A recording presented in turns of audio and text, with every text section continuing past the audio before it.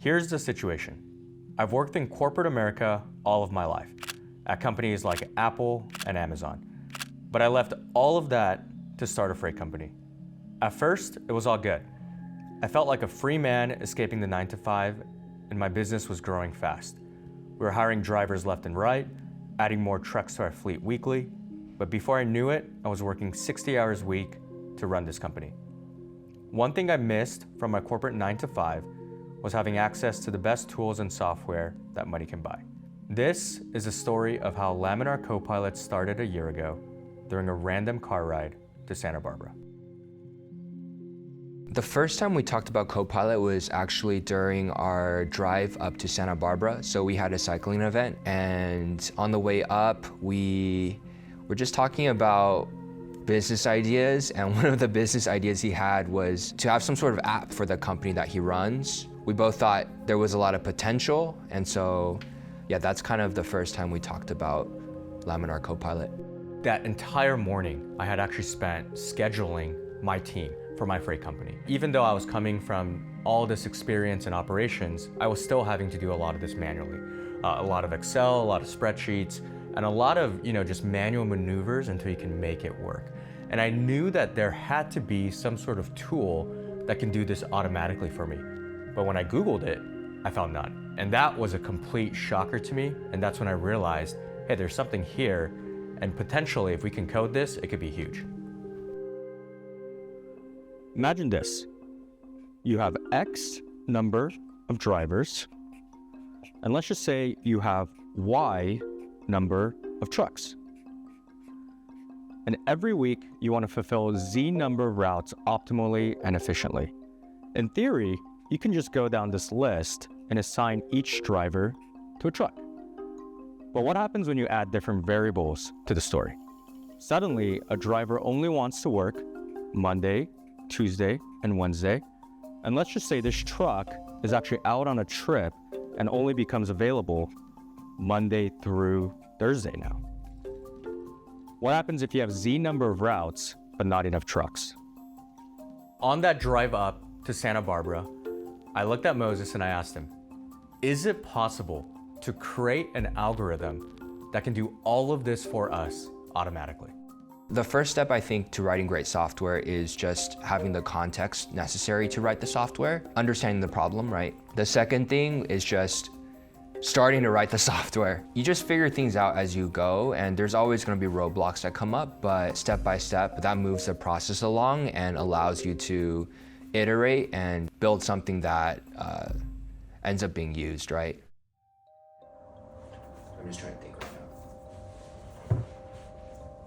So I know that on Wednesday you have 5 21:30s, right? Yes.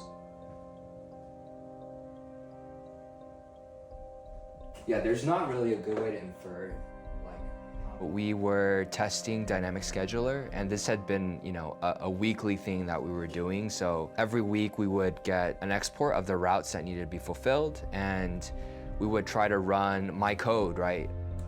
Insufficient drivers. We got to 55. Wow.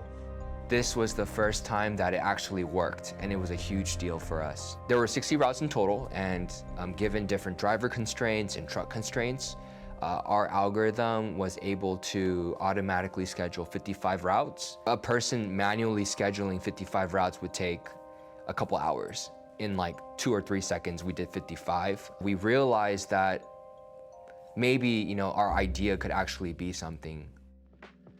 Once we knew that the logic and algorithm actually worked, it was time to actually build the app. And for that, we needed a team.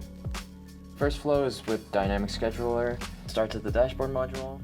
Kevin shot me a text saying I'm currently working on this app and I really need a designer. I was like, oh shoot, another opportunity? I'm down, let's do it. He sent me a screenshot of here's what we got so far, and I was expecting at least sort of like a browser window with some buttons, but it was literally just an input button and upload form thing, and I was just like, oh, okay.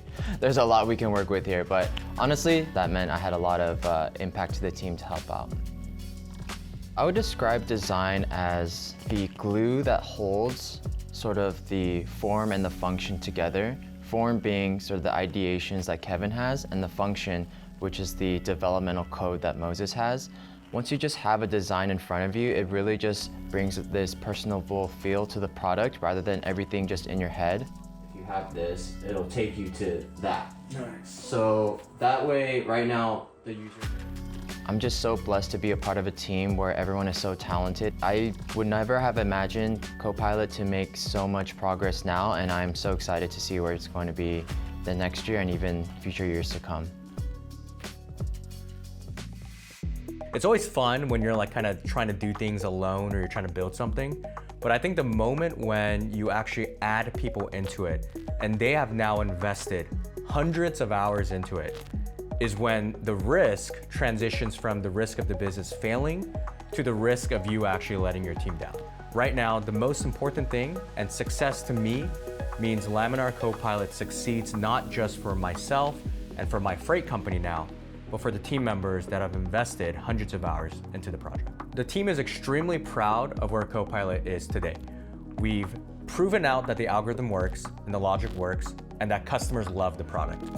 Going forward, we're now focused on scaling the back-end infrastructure. We're really excited to get Copilot into the hands of customers all across the nation.